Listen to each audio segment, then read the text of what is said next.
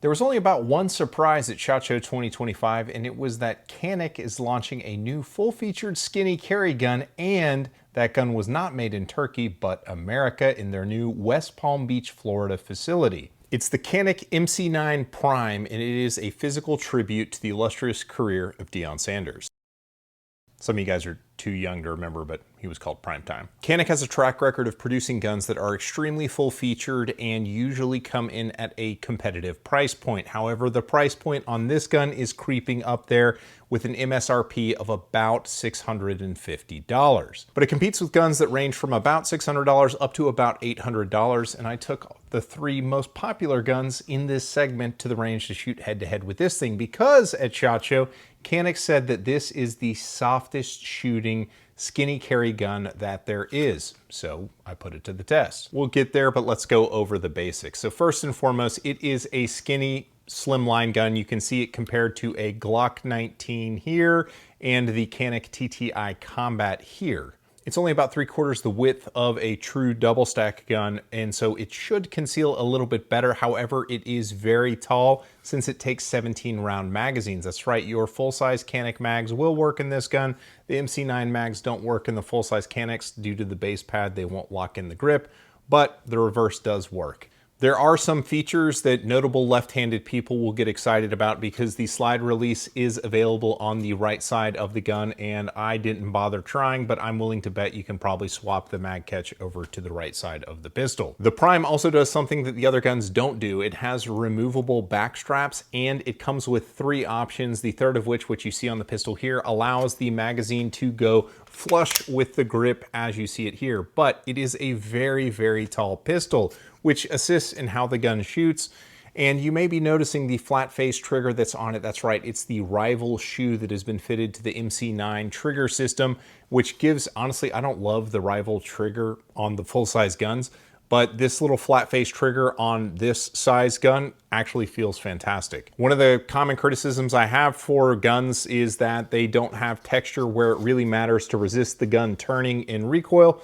This one does, and the texture is lifted from the TTI Combat, and it's honestly great. It is truly a Goldilocks texture that gives me a shooter's grip when I put a squeeze on it, but at the same time, when you're carrying it, it respects the fact that I enjoy fast food burgers. And I did carry it since it showed up. It's only been a couple days, but I can say that you don't notice the texture when you're carrying it. Moving up to the slide, it has really great serrations that are very, very positive. It's got 3-lamp night sights with a high-vis front. It's got, honestly, the best looking sights in the segment. It comes with bonus speed holes on the barrel to help tame the flippiness of these little slimline guns. And it has a slightly more exaggerated double undercut under the trigger guard, which does help lock the gun into your grip. And I feel like I shouldn't have to say this in these videos anymore, but it comes in 9mm. They're probably not going to make it in whatever silly caliber you want the thing in. Canik makes 9mm pistols. But the bits that aren't on the gun is the case that it comes in, and it comes in an excellent case suitable for flying. It comes with a G-code branded holster, which honestly, it's somewhere between mid and cheeks. Those of you who have Gen Z kids know what I'm talking about. And the case is big enough to fit 3 of your favorite Prime beverages as well. I've never tried this stuff. It's coconut water. It's flavored coconut water. The holster, while it's not awesome for inside the waistband, does come with the option of a paddle for outside the waistband, so you could, use it on the range. And in the holster, I mean, it truly is functional. The slide is direct milled for an RMSC footprint optic. They probably want me to tell you about the Canik MO4 that they announced at SHOT Show, but they didn't send one of those, they just sent the pistol. So I did the next best thing and put an O-Sight Model S on there, and let's hope the thing holds up. I guess we'll find out. But the optic does sit so low in the optic cut that the sights on the low deck height optics will generally co-witness beautifully through the window of the optic. So that's the gun and the stuff. Let's talk about how it shoots. But first, fellas, I need to talk to you. Are you having problems in the bedroom? That's because your axe game is weak, but the Wook store can change that with their AX1 that you see here. And you guys are immediately saying, hey, I don't really need an axe, but did you realize that an axe can be a multi-tool? Babe, can you open this letter for me? Sure, honey, I got you. Babe, can you cut up this watermelon? Not a problem. Babe, can you open this jar of pickles? Yeah, honey, not a problem. But I don't want to use that axe. I'll use this axe instead because it's a little non-traditional, but this is a non-traditional job. No problem. Wait, hold on. The AX1 with its steel pommel and its Appalachian hickory handle is super nice in the hand, and it is sure to make your neighbors jealous. Don't worry, buddy. It'll green up in no time. Whoa, is that the WOOK Store AX1? It is the WOOK Store AX1. That's awesome. It is awesome. So if you feel inspired to up your axe game, the WOOK Store has you covered. I feel like I do need to disclaim to you guys that none of the claims about the axe affecting your bedroom performance have been tested, but I am a bro scientist and can confirm that the axe is in fact awesome. Thank you to the WOOK Store AX1. So first things first, I took the gun to the indoor range and shot it a little bit, a couple hundred rounds, just to see what I thought. Getting the thing zeroed, very first shots out of the gun. What I can tell you at the indoor range is it's super loud. These in-ears are not enough. I'm gonna have to go double up on the ears. But it's honestly super pleasant to shoot for a little flippy gun. Comes back pretty quick, very stable. I like it. I was pleased when I was testing accuracy that the gun is very accurate. Despite having a short barrel, it printed a very impressive group using some of my reloads at 25 yards. All right, this is me. I'm not sure where that one came from. Let's see, it's probably 1, 2, 3, 4, 5, 6, 7, 8, 9. Yeah, that was me freestyle. Don't know what happened there. That's from the bench.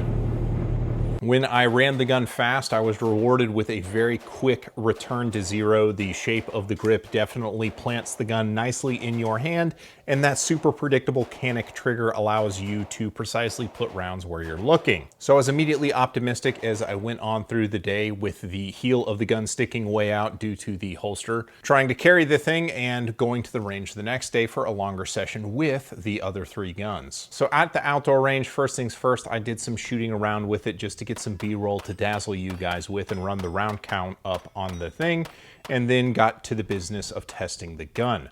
First things first, testing it against the Canik MC9 LS. All right, I've got the MC9 LS, the predecessor to this size of gun. Let's see how it shoots side by side with the Canik. Just hit a practical array here. All right, still a good shooting gun. Mr. MC9 Prime. It's nicer shooting. It's not a ton nicer. It doesn't lift as high and it recovers a little bit faster. I'm shooting at about 20 yards right now at a steel array, and it's better. Not a ton better, but it is better. Prime definitely outshines it on features, but the shooting experience isn't as elevated as you probably would expect it to be, because honestly, the MC9 LS shoots really well. So I immediately busted out the chrono and set out to determine how much velocity I was losing on my ammo due to the extra speed holes at the end of the barrel. And I'm happy to report it only lost about 20 feet per second. That's right, the MC9 LS was averaging about 1170 with the ammo that I was using, and the Prime was picking it up at about 1150 foot per second. I can't believe I made it this far into the video without making a prime time joke. I guess it's prime time. So then I lined up all the other guns and started testing it. I got started with a practical array. I had a steel target at about 9 yards and a steel target at about 22 yards. And I would just put 6 rounds on the close target, then 6 rounds on the far target, shooting the Prime back to back each time with the guns that were being tested. Let's do the Shadow Systems first.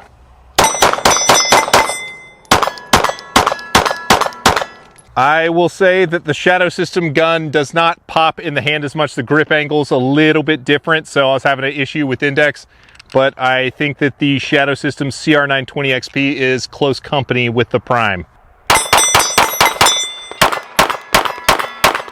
Now we're going on to the Hellcat Pro comp. I'll say it's pretty close. Not wildly different. I think I prefer the shape of the Prime grip and the texture actually of the Prime over that. And really it's the shape of the Springfield grip. The trigger's obviously better on the Prime. I'll take the Prime over the Hellcat, I'll say. Prime again.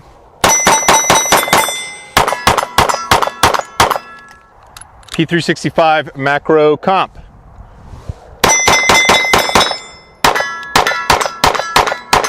The shape of the P365 macro frame's just a little bit nicer. The traction is a little bit nicer on the Prime.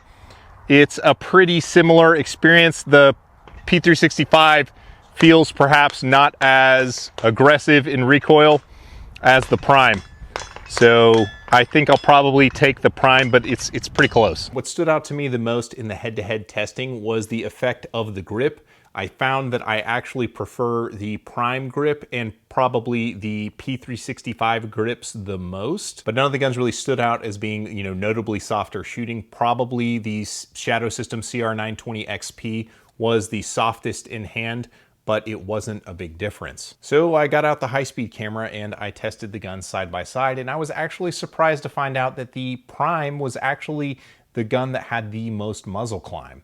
It has the highest bore axis of the guns that were being tested, and so unsurprisingly, it climbed the most. But behind the gun, I really couldn't tell the difference. All of the guns, just the dot didn't lift a terrible amount, and they all came back to target pretty quickly. The Prime, with its enhanced grip, I really can't oversell how important a good grip is, and I think the Prime has one of the better ones. So then I busted out the pistol rest again, and I did bench groups. And at this point, I had shot up all of my Buffalo Creek 115s, which they're a supporter of the channel. Thank you, Buffalo Creek.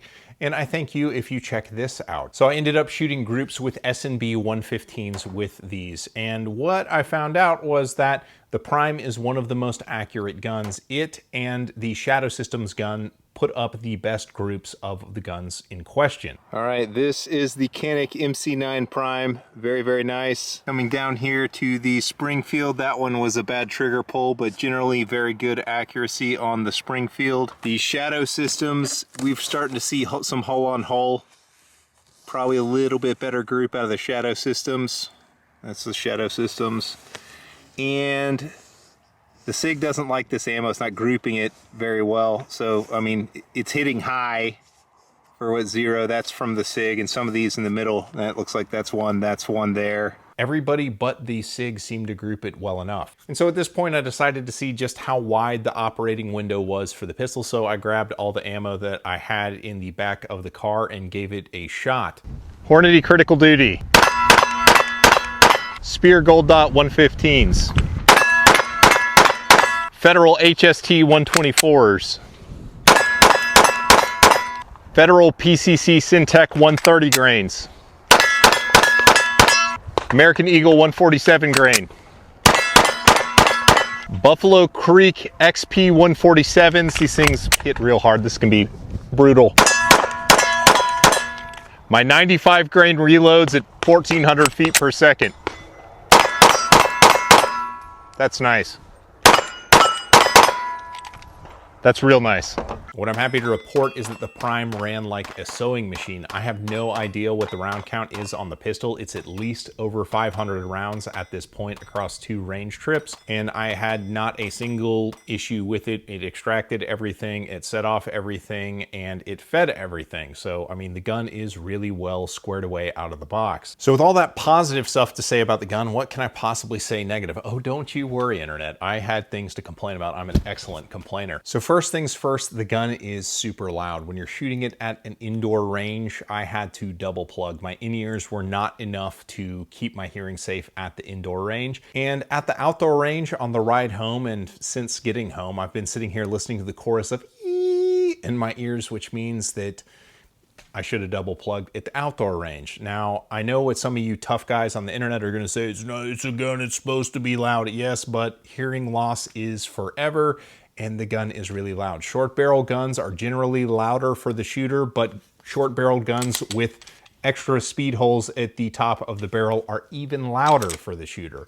So do take precaution if you're shooting a ported or comped short barrel gun. Next is the holster. And I know you're like, hey, I know the holster is cheesy. Yes, but this gun looks like it should share holsters with the MC9 LS, but it does not. The MC9 LS has a short dust cover, and this has a full-length dust cover, which means that unless a holster manufacturer did their tooling to just run the dust cover all the way out the muzzle with the gun, it probably won't fit the Prime, which means that cheesy holster that the gun comes with is probably the holster you've got for the next month or so while the holster companies try to scramble and get holsters out for the gun. So again, the holster is functional, but it just doesn't conceal particularly well. Another observation is that it has a loaded chamber indicator at the 12 o'clock position. Now that is just creating an avenue for gas to come out of the chamber and smoke the lens of the optic, and it certainly does do that. It's not as bad as you would expect it to be because the optic sits so far back from the chamber, but it is a thing. After I finished the range trip today, the window was pretty smoky when I left the range. So it is a thing you will be wiping off the window between range sessions. And probably the most serious complaint, and this isn't necessarily a complaint for me, but something I probably noticed. There's probably people watching this video who have diminished hand strength and are thinking, finally, a skinny, lightweight concealed carry gun that I'll be able to shoot that won't aggravate my arthritis or whatever. The recoil spring that comes in this gun is super duper stout. It's just the reality of a short barreled gun. They have generally pretty stout recoil springs, and this one is no exception. It's a super heavy spring, so that people who have diminished hand strength probably will have issues manipulating the slide on the gun. So final thoughts and my opinion on the gun. First and foremost, is the gun the softest shooting kind of ported comp gun in the segment? I don't have all of them, but I've got a bunch of them, and I would say not really. They're kind of constrained on what the physics of a 9mm can be mitigated to keep a short slide gun running and keep a large operating window for ammo. So everybody's kind of constrained on what they can do. And I think that the Canik is kind of right at the limit of what they can get the gun to do before making it go ammo sensitive. But it is very nice shooting, and it is very quick returning to zero. The feature set on the gun is so rich that I honestly really like it. Everything about the gun is really nice. The sights are nice, the optic cut is nice. The grip texture probably is now my favorite in the segment. It has a long back strap, which, you know, makes it come all the way down in your palm, so it is softer shooting feeling in the hand. Weirdly, I forgot to mention this earlier, but I shot it side by side with my TTI Combat. This happened. I've got the TTI Combat with me just for giggles. We'll see how it does against the Prime.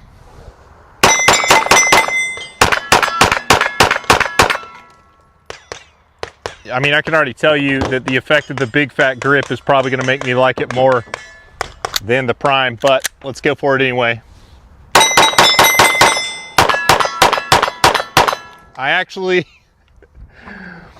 I prefer how quick the Prime is. It's a faster gun. The slide comes back into battery a bit quicker. It feels a little bit more stable. That's wild. Let me try that again. All right, running it back with the Combat.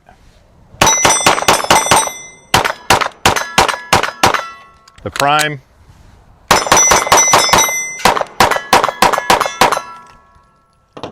Because of how the grip hits in my hand, I like the Prime better than the Combat, which is weird. The more you know. That's wild, but it's true. I do want to kind of moderate your expectations. It's not going to make you an amazingly better shooter.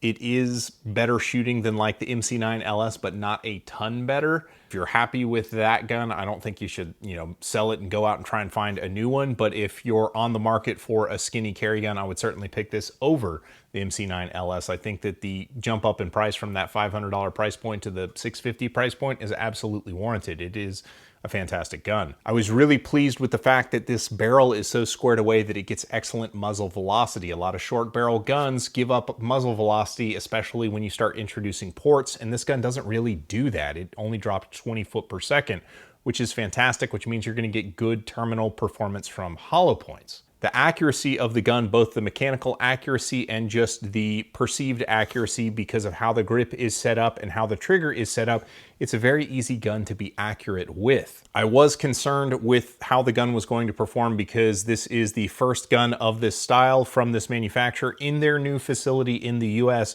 So I kind of was half holding my breath, expecting there to be some kind of issue, but the gun just ran very, very fine. In fact, it may even feel a tiny bit nicer than my MC9 LS. So I think that Canik really did their homework in getting this gun set up in their new factory, and I honestly would not expect any problems from the production guns.